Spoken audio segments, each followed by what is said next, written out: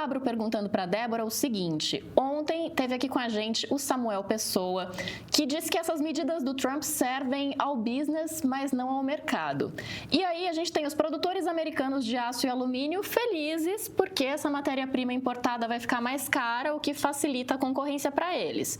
Por outro lado, tem uma preocupação com a inflação lá, já que a matéria-prima mais cara significa produto mais caro, e tem uma preocupação também no Brasil, porque a única vantagem do dólar alto é a exportação. E agora, nem com isso estão deixando a gente sonhar, né, Débora? A gente tem como escoar essa produção para outros países como a China, por exemplo, porque a outra alternativa é diminuir essa produção, que pode resultar em demissões por aqui, né? Boa tarde, meninas.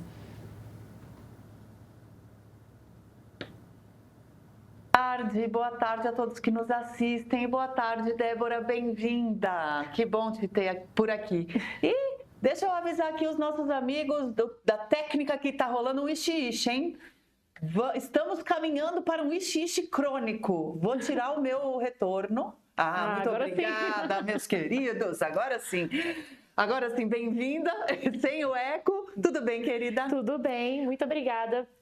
Boa tarde, meninas. E hoje, para quem não está aqui em São Paulo, o trânsito hoje em São Paulo está tão absurdo que a nossa Débora chegou há pouco, estava aqui se recompondo e a Luísa já manda só essa coisa simples para você explicar, né? Explica aí. Ela desenhou de colocar os pininhos. Vamos começar com os pinões, então. Os grandes players, e como ela colocou aí, né? Os grandes industriais. E depois eu quero trazer para a vida mais cotidiana. Mas primeiro vamos responder a Lu. Perfeito. Pegando o gancho no meu amigo Samuel Pessoa, que é até difícil falar dele, do mesmo assunto depois dele, né, no dia seguinte, ele foi muito correto ao falar que é bom para o business, ou seja, é bom para esses industriais americanos, mas não é bom para o mercado. E com isso a gente quer dizer o quê quando a gente fala isso? Quer dizer que todos os outros setores da economia, americana inclusive, que dependem do aço, vão pagar um aço mais caro. Né? Porque eles vão ter que ou comprar o aço americano ou comprar o aço de fora, seja brasileiro ou chinês, com uma taxa mais alta. E é muito engraçado porque, dado que é irônico, engraçado e irônico e triste ao mesmo tempo, né? Dado que o Trump queria reviver a era de ouro da indústria americana, o que ele vai fazer é encarecer todos os insumos. Então, por exemplo, se os americanos quiserem fazer maquinários a partir desse aço, essas máquinas vão, consequentemente, ficar mais caras. Uhum. E todos os outros que compram o aço, as outras indústrias que precisam do aço, também vão pagar mais caro. Uhum. Então, na prática, em vez de você estar tornando a indústria americana competitiva, você está encarecendo e tornando ela mais ineficiente para agradar um setor muito específico. Vale dizer que também não é muito diferente do que acontece no Brasil. Nos últimos 2 anos, a China tem conseguido vender mais aço, então eu acho difícil a gente conseguir vender aço para a China, porque eles são grandes produtores de aço também. E os industriais brasileiros, os produtores de aço brasileiro estavam, não, mas a gente quer uma tarifa então para o aço chinês, porque tem que proteger a nossa indústria e nossos empregos. Então você vê que ninguém ganha, os únicos que ganham com o protecionismo são as indústrias protegidas. Todos os outros mercados que dependem desses insumos, inclusive o consumidor lá na ponta, acabam se prejudicando. Agora, tem um pensamento que é um pouco anacrônico, porque proteger uma indústria pressupõe que essa indústria não esteja conectada com outras cadeias de produção, com outros tipos de fornecedores, de prestadores de serviço e tudo mais. E isso foi verdade numa outra época, né? Isso já foi mais concreto, mais real, de uma indústria conseguir ser autossuficiente, por assim dizer, de um país conseguir ser quase autossuficiente.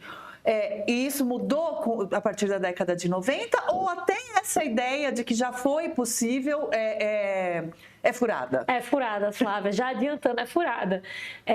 Tem um economista muito famoso ali, um pouco depois do Adam Smith, que chama Davi Ricardo, que ele já fazia aqueles cálculos dizendo que mesmo países mais improdutivos se beneficiam do comércio internacional. Ele fazia uma conta, né? Se você produz carne e batata, você, ao trocar com outro que é mais produtivo que você se beneficia dessa produtividade, porque as coisas ficam mais baratas para você comprar. Uhum. Resumindo muito a ópera. Saiu um paper no final do ano passado, acho que a Universidade de Warwick Warwick publicou lá na Inglaterra, em que historiadores e economistas se juntaram para fazer uma pesquisa sobre a era de ouro, a era dourada dos Estados Unidos, ali no final do século XIX, onde as indústrias cresceram, americanas e tudo. E o que eles descobriram é que todo o protecionismo daquela época, na verdade, prejudicou as indústrias americanas. Enquanto que existe esse mito que, não, os Estados Unidos se tornou porque era protecionista. Na verdade, eles teriam crescido mais ainda e mais rápido não fosse o protecionismo ali do final do século XIX. Tem um outro paper que eu citei no meu coluna da Folha, que eles também estimam o efeito do protecionismo em 1930, no pós-crash de 29, porque houve um retorno ali ao protecionismo naquela época. Também prejudicou muito a indústria americana. Foi o começo ali da decadência, né, para ali depois dos anos 70, as indústrias americanas começarem a brigar. Porque o que dava? Quando você protege a indústria, você está encarecendo tudo e você está dificultando a inovação. Então, você torna aquele mercado como todo e outros mercados que poderiam estar se beneficiando de insumos mais baratos, mais competitivos, de melhor qualidade, e faz com que o resto, os outros setores da economia que não são protegidos, se prejudiquem. E isso tem um impacto sobre o emprego. Porque a gente fala assim, né? Quando a gente fala de protecionismo, a gente está pensando em equilíbrio parcial, ou seja, está só olhando para o mercado de aço, por exemplo. Então, o mercado de aço, a indústria vai conseguir, né, se proteger e vai manter os empregos. Mas e todos os outros empregos que vão deixar de ser gerados porque o aço ficou mais caro? Aí, quando a gente está pensando em termos de equilíbrio geral, de fato, o protecionismo é uma coisa negativa. E não só dos anos 90 para cá, por causa da integração. Com a integração, a perda se torna ainda maior, ou seja, o custo de oportunidade fica ainda maior. Mas já lá no século XIX, já tem evidência do século XIX que o protecionismo já não funcionava bem para os países. Então, eu acho que, além disso, um outro ponto que eu acho que vale dizer, o Samuel sempre fala dele, que é, uma vez que você cria o protecionismo, pensando no caso do Brasil, a indústria automobilística, é muito difícil você conseguir tirar ele. Você pode dizer, nós vamos proteger por 10 anos, quando eles se tornarem competitivos, a gente tira. O que acontece é que você cria um incentivo para o lobby, essas indústrias se fortalecem muito com a narrativa de vamos manter os empregos, e aí está há 70 anos a gente produzindo uma indústria automobilística. Então, que a gente sabe que os carros no Brasil são muito mais caros do que nos nossos vizinhos. Então, na minha cabeça, essa proteção está saindo cara pro bolso do brasileiro. Não adiantou. Democracia é um negócio que é muito fácil de destruir e muito difícil de construir.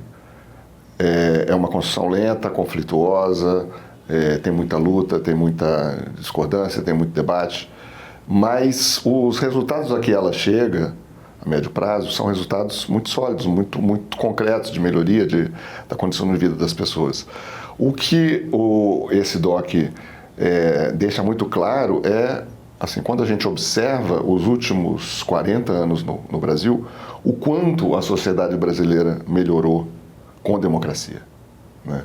Isso é uma coisa muito importante de lembrar, especialmente num momento como esse, em que tanta gente está esquecendo, né? Por isso, eu convido vocês a ver o documentário Democracia, uma História Sem Fim, que estreia no streaming do Canal Meio no dia 18.